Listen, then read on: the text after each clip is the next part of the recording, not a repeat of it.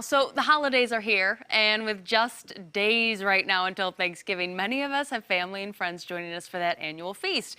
And family also includes our furry friends. We can't forget them. So Kathy Matson, Preventive Vet, joining us along with Kathleen Hunter of Northwest Canine Coalition, just discussing some sort of safety cues that you might need before you open your door to all of those guests coming in. Good morning. Good morning. Good morning. So first, I know that we do want to introduce our special guest that we have here this morning. Well, I have to say, what is the #1 spice you need for this holiday season? Nutmeg.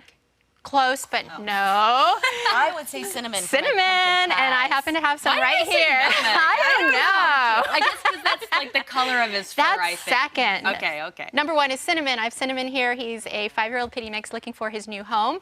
He is ready for adoption through our partner Rescue Care. And even though Care is on Kitsap, in the Kitsap area, he is in foster in the Seattle area, and he has a great transportation team. So for meet and greets, don't let that scare you away. Well, you can tell that I don't cook, but let's get into helping our pets this Thanksgiving here. You know, we do have some quick tips for our guests that are arriving. They're just coming through the door, taking off coats and shoes.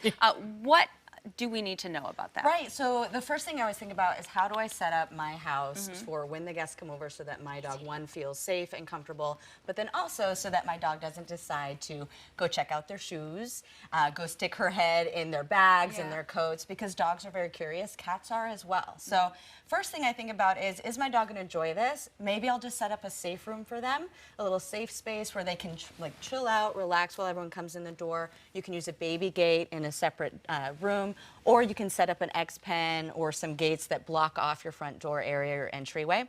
I actually like doing that too, because that way when guests take off their shoes, which is such a big thing we do here in the Northwest, that their shoes are protected, right? So that my dog's not gonna go sniff around, maybe grab one and chew on it for her new chew toy. And I do like what you've got going on here, because especially with the purses, I feel like you just set your purse down and walk away, but I have friends that have like horror stories about what their dogs got into in someone's purse. Yeah, and people have tons of different things in their purse. So what we like to do is hang up our purses, hang up our coats, because even in the pockets of jackets and things, there can be very dangerous items for dogs and cats. So medication, gum that has xylitol, which is really toxic, but even vaping products, tobacco, all of those things that are gonna be in people's belongings, you wanna make sure they're hung up.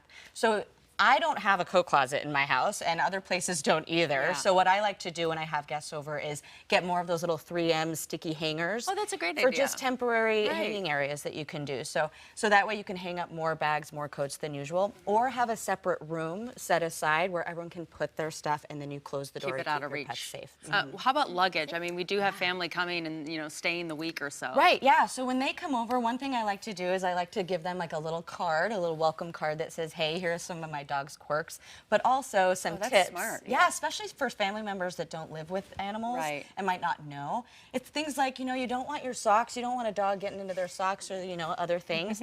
Spreading them around the house or eating them and going to the vet. Which for that happens. expensive surgery. It certainly does. So you want to tell them, you know, keep your luggage closed, keep your door closed to the room that you're in. Things like their medications, especially if they're staying a couple days, people are going to have their toiletry bags, so in their bathroom, keeping their bathroom door closed, things like that. Just some easy tips that they can follow.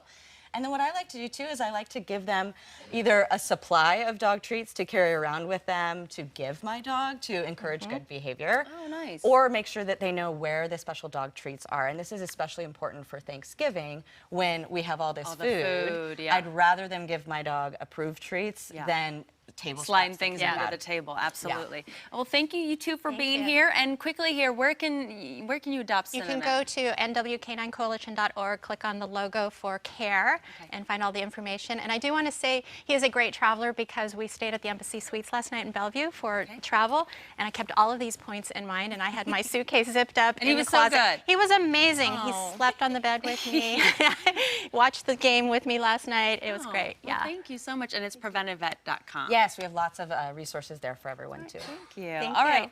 Also this morning here, let's talk a little bit about our holiday forecast. MJ, good morning. It's turning out to be a